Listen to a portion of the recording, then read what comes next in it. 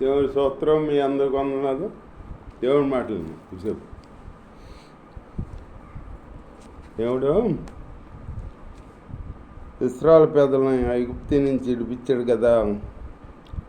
తర్వాత ఇశ్రాయేలీల సమాజమంతయు ఏలెము నుండి ప్రయాణమైపోయి వారు ఐగుప్తు దేశంలో నుండి బయలుదేరిన 2వ నెల 15వ దినమున ఏలిము సీనాయికి మధ్యనున్న సీను అరణ్యమునకు వచ్చిరి. సీను అరణ్యమునకు వచ్చారంట ఇశ్రాయేలు ప్రజలు. సీను అరణ్యమునకు వచ్చినాక ఆ అరణ్యంలో ఇశ్రాయేల్ సమాజం అంతయు మోసే ఆహారుల మీద సనిగాను. మోసే ఆహారుల మీద సనిగారంట. సనుగుతమే ఇశ్రాయేలు పేదలో ఎంతసేపు సనుగుతమే దేవుణ్ణి మోసేని సనుగుతున్నారు. మంచిగా ఉన్నప్పుడేమో మంచిగా ఉంటున్నారు. వాళ్ళకి ఏదన్నా ఆపత వచ్చేటప్పటికి సనుగుతున్నారు అంటారు. సనిగారన్నమాట ఇశ్రాయేలు. మేము మాంసం వండుకుని కొండల వద్ద కూర్చొని తినేవాళ్ళు అంట. వాళ్ళు తినేవాళ్ళు అంట. కూర్చొని తిని తృప్తిగా ఆహారము తిన్నప్పుడు యెహోవా చేతి వలన ఎలా సావకపోతే అప్పుడు యెహోవా వలన చేతి వలన ఎలా సావకపోతే మేము అంటున్నారన్నమాట. ఈ సర్వ సమాజమును ఆకలి చేత సంపుటకు ఈ అరణ్యములోనికి మమ్మను అక్కడ నుండి తోడుకుని వచ్చిరని వారితో అనగా, ఈ అరణ్యంలో చనిపోతాకి అక్కడి నుంచి ఇక్కడ తోడుకొచ్చాము మమ్మల్ని అంటున్నారన్నమాట. దేవుని స్తోత్రం. తోడుకొచ్చాము అంటున్నారన్నమాట. యెహోవా మోసేను చూసి, ఇదిగో నేను ఆకాశం నుండి మీ కొరకు ఆహారమును కురిపించేదను. వారు ఆహారమును కురిపిస్తా అంటున్నాడు దేవుడు ఆకాశం నుంచి. వారు ధర్మశాస్త్రమును అనుసరించి నడుతురో లేదో అని నేను వారిని పరీక్షించినట్లు ఈ ప్రజలు వెళ్ళి ఏనాటి భత్యము ఆనాడే కూర్చుకున్నవలేను. ఏనాడు ఆహారం ఆనాడే కూర్చుకున్నవాళ్ళని అంటున్నాడు. ఏనాడు ఆహారం ఆనాడు కూర్చుకోవాలి. ఎగస్ట్రా కూర్చుకోవడం, తక్కువ కూర్చోకూడదు. ఏనాడు భత్యం ఆనాడే. దేవుని స్తోత్రం. కూర్చుకున్నవలేను. దానికంటే అది 2 అంతలై ఉండవలేను. అప్పుడు మోసే ఆహారోనులు ఇశ్రాయేలందరితో, యెహోవా ఐగుప్తు దేశంలో నుండి మిమ్మును బయటికి రప్పించినని సాయంకాలమందు మీకు తెలియబడును. యెహోవా మీద మీరు సనిగిన సనుగులను ఆయన విని ఉన్నాడు. మీరు సనిగిన సనుగులు యెహోవా విని ఉన్నాడా అని చెబుతున్నాడు మోసే. యెహోవా వినున్నాడు.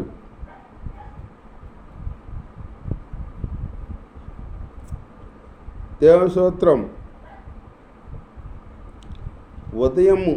ఉదయమున మీరు యెహోవా మహిమ చూసేదరు. మేము ఏపాటి వారము మా మీద సనగనేలా అనిరి. అంటే యెహోవా కార్యం మీరు ఉదయం కాలం చూస్తారో మా మీద సనుగుతాకు మేమేపాటి వారం దేవుడు కార్యం చేయాలి, చేస్తే మేమేం చేయగలం అంటున్నాడు మోసే అన్నమాట. దేవుని స్తోత్రం. మరియు మోసే మీరు తింటకై సాయంకాలమున మాంసమును ఉదయమున సాలినంత ఆహారము యెహోవా మీకియ్య గాను మీరు ఆయన మీద మీ సనుగులను యెహోవాయే వినుచుండగా మేము ఏపటి వరము మీ సనుగుట యెహోవా మీదనే కదా కానీ మా మీద కాదనేను. అంతటా మోషే అహరోను యెహోవా సన్నిధికి సమీపించి, మీరు సనిగేది యెహోవా మీద కానీ మా మీద కాదు, యెహోవాయే మీ కార్యం చెయ్యాలి అని చెబుతున్నాడు మోషే. ఆయన మీ సనుగులను వినానని నీవు ఇశ్రాయేలు సర్వ సమాజంతో చెప్పుమనెను. అట్లు అహరోను ఇశ్రాయేలు సర్వ సమాజంతో మాట్లాడుతుండగా వారు అరణ్యము వైపు చూసిరి. అప్పుడు యెహోవా మహిమ ఆ మేఘములో వారికి కనబడింది. ఆ మేఘంలో అప్పుడు కనబడిందంట యెహోవా మహిమ వాళ్ళకే, ఇశ్రాయేలు ప్రజలకే. అప్పుడు యెహోవా మోషేతో ఇట్లా నేను ఇశ్రాయేలుల సనుగులను వింటిని. నీవు సాయంకాలమున మీరు మాంసము తిందురు, ఉదయమున ఆహారం చేత తృప్తి పొందుదురు. అప్పుడు మీ దేవుడైన యెహోవాను నేనే అని మీరు తెలుసుకుందురని వారితో చెప్పుమనేను. కాగా సాయంకాలమున పూరేళ్ళు వచ్చి వారి పాలెము కప్పెను. ఉదయమున మంచు వారి పాలెము చుట్టూ పడి ఉండెను. సాయంకాలమున పూరేలు కురిసింది మాట మాంసం తిట్టాకి. ఉదయమున మంచు కురిసింది మాట. మంచులో మన్నా మనసు ఆగిపోయినాక మన్నా ఆకాశం నుంచి మన్నా కురిపించాడు దేవుడు. ఆ మన్నా కూర్చుకోవాలి, పొద్దున్నే వెళ్ళాలి, పొద్దున్నే వెళ్ళి కూర్చుకోవాలి. సూర్యుడు ఉదయించేటప్పుడు దాకా ఉండకూడదు. సూర్యుడు ఉదయించినప్పుడు ఇది దాకా ఉంటే సూర్యకిరణాలకి అది కరిగిపోద్ది, మన్నా కరిగిపోద్ది బట్ట. అట్టగా ఒక ఆవిడంట ఒకళ్ళంట అట్టగే బతుకం చేత పొద్దున్నే వెళ్ళకుండా సూర్యుడు ఉదయించినాక వెళ్ళారంట. వెళ్ళేప్పటికి అది కరిగిపోయిందంట, మన్నా కరిగిపోయిందంట. అట్లా ఉండకూడదు, మనం బతుకం ఉండకూడదు ఇశ్రాయేలు ప్రజలకి.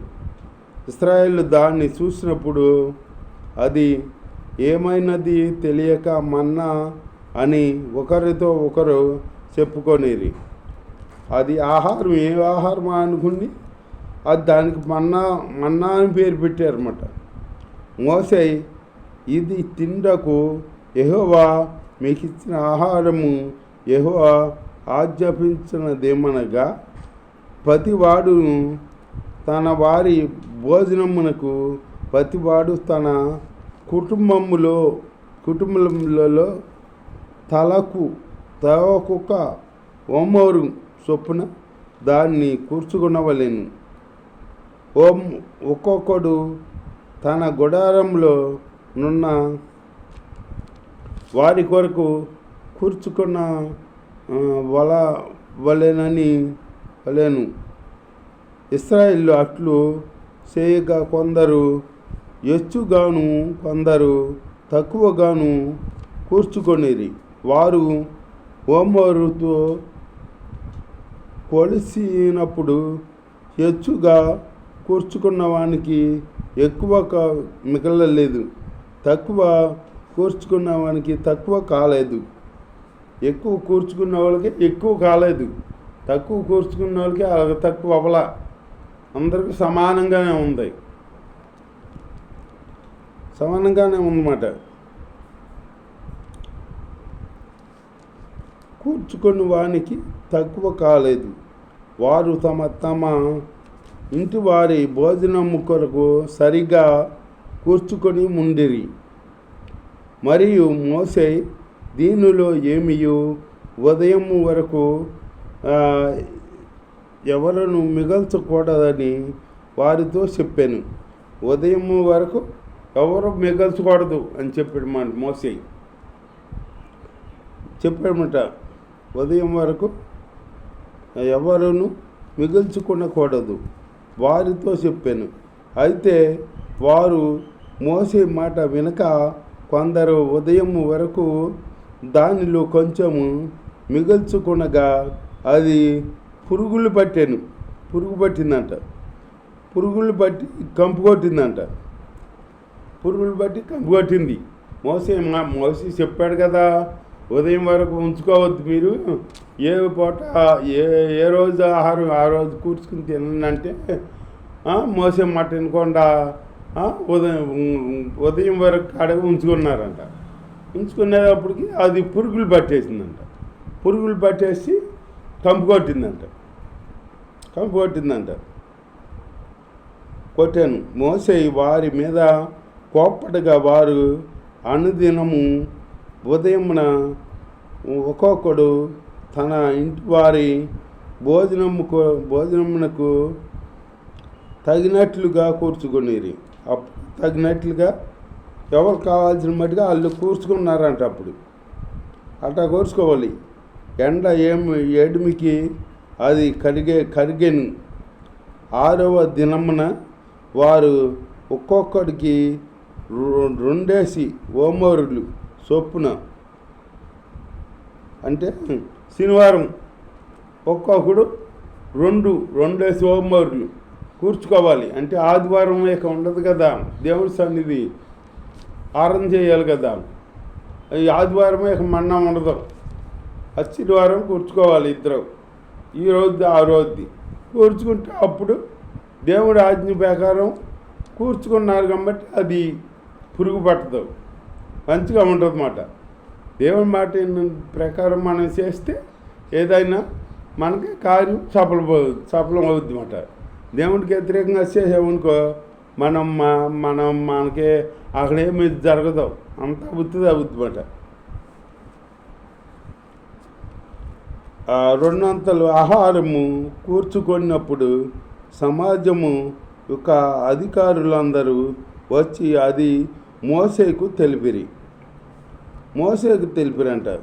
అందుకు అతడు యెహోవా చెప్పిన మాట ఇది, రేపు విశ్రాంతి దినము, అది యెహోవాకు పరిశుద్ధమైన విశ్రాంతి దినము.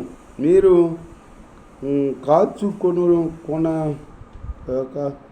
అప్పుడు విశ్రాంతి దినం కదా, శనివారం 2 రోజులు కూర్చుకోవాలన్నమాట. అట్లా కూర్చుకోకుండా ఉంటే 2 రోజులు అది విశ్రాంతి దినం.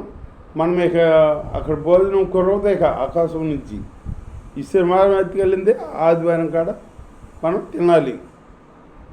అది దేవుడి ఆజ్ఞ. మనం ఆదివారం విశ్రాంతి దినం అని ఎందుకు పెట్టాడు దేవుడు? ఇప్పుడు కొత్త నిబంధనలో మన వాళ్ళు విశ్రాంతి దినం అన్నీ ఎత్తుకెళ్తున్నారు సన్నిధిలోకి, వరువులు ఎత్తుకెళ్తున్నారు, ఇంట్లో పోయి మాటలు చేస్తున్నారు. అది పాత నిబంధన గ్రంథంలో, పాత నిబంధన కాలం అయితే అసలు పొయ్యి కాడ అంటించకూడదు, అగ్ని అంటించకూడదు, ఆదివారం విశ్రాంతి దినం అని ఉంది. ఇప్పుడేముంది, మన వాళ్ళు వండుకుని తిని తాగితీగా వస్తున్నారు అన్నమాట చర్చికి, దేవుడి సన్నిధికి. అన్నీ వండుకుని తిని తాగితీగా వస్తున్నారు చర్చికి. అట్లా రాకూడదు. దేవుడి సన్నిధి అంటే దేవుడి సన్నిధిని మనం ఉండాలి, ఏమి తినకుండా రావాలి.